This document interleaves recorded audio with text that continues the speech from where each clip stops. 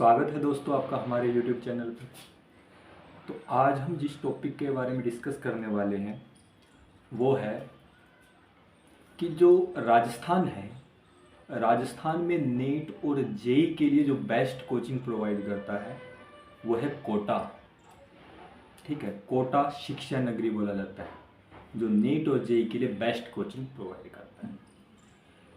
लेकिन अभी समस्या क्या है कि कुछ टाइम से क्या हो रहा है कि बच्चे कोटा जाने के बजाय सीकर की तरफ मूव कर रहे हैं। कहाँ जा रहे हैं? कोटा जाने के बजाय सीकर की तरफ मूव कर रहे हैं। सीकर भी राजस्थान में ही है, ठीक है। वहाँ पे भी नीट और जेई की कोचिंग दी जाती है। तो ऐसा क्यों हो रहा है? रीजन सुनिए। पहली बात तो यही कि कोटा में क्या है, जो भीड़ है लगातार बढ़ती जा रही है, जिसके कारण बच्चों को पर्सनल केयर बिल्कुल भी नहीं मिल पा रही है। ठीक है। दूसरी बात ये कि कोटा में किसी भी कोचिंग के पास खुद के हॉस्टल्स नहीं है, बच्चों को बाहर हॉस्टल्स में रहना पड़ता है, जिसकी वजह और बाहर का माहौल जो कोटा का है वो बिल्कुल ही ख़त्म हो चुका है, बिल्कुल ही ख़राब हो चुका है, जिसकी वजह से बच्चे गलत संगत में पढ़कर अपना भविष्य खराब कर रहे हैं। एक ये कारण है। अब सीकर ने ऐसा क्या कर दिया कि जिस वजह से बच्चे उसकी तरफ आ रहे हैं। पहली चीज़, सबसे पहला पॉइंट तो ये है कि सीकर है अपने खुद के हॉस्टल्स प्रोवाइड कर रहा है, और हॉस्टल बिल्कुल बेस्ट। हॉस्टल्स के लिए मैं आपको बताता हूँ क्या है। हॉस्टल में क्या रहेगा, आपका पूरा टाइम टेबल कोचिंग के द्वारा ही डिसाइड होगा। आपको कुछ भी डिसाइड करने की ज़रूरत नहीं कि किस टाइम आपको पढ़ना, किस टाइम क्या करना है। हॉस्टल से बाहर निकलना तो आपका पॉसिबल ही नहीं है। ठीक है। दूसरी बात, हॉस्टल में क्या रहेगा, अब हॉस्टल्स में क्या है ऐसा,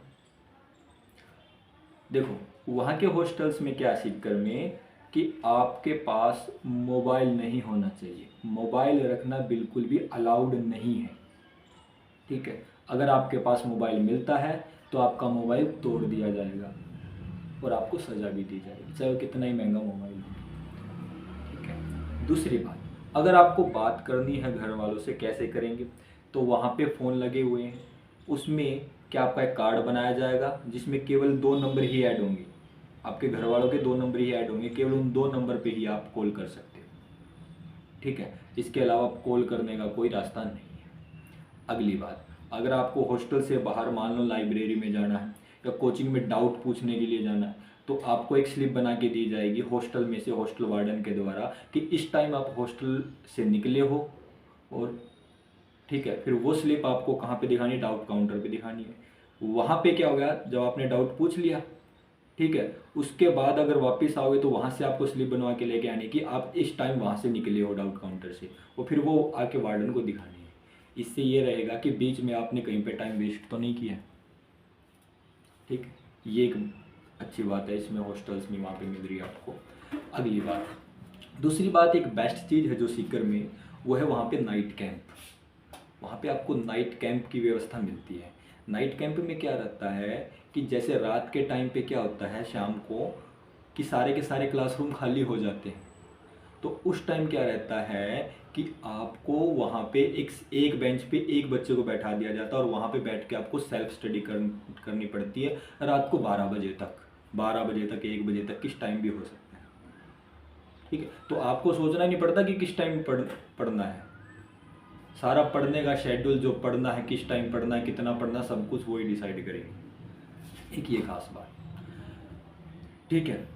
तो बिगड़ने का तो यहाँ पे चांस बनता ही नहीं है।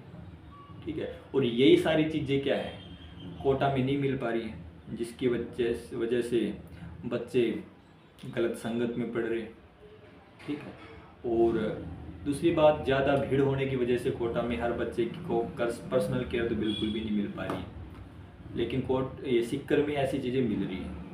दूसरी चीज़, बच्चा मेंटल स्ट्रेस ना हो, ज़्यादा डिसअपॉइंट ना हो, डिप्रेशन में ना जाए, इसके लिए क्या रहता है, जैसे सीकर में ये कोचिंग है, उसमें क्या रहता है कि डेली असेंबली से पहले डेली एक मोटिवेशनल सेमिनार होता है। उस मोटिवेशनल सेमिनार में हमें हनुमान चालीसा भी करवाई जाती है, डेली का काम है ये, ठीक है ना। तो यही कुछ पॉइंट्स थे जिसकी वजह से आज सीकर कोटा से बेस्ट होता जा रहा है, ठीक है। टीचर्स भी अच्छे हैं, हॉस्टल भी है, सब कुछ है, बेस्ट है।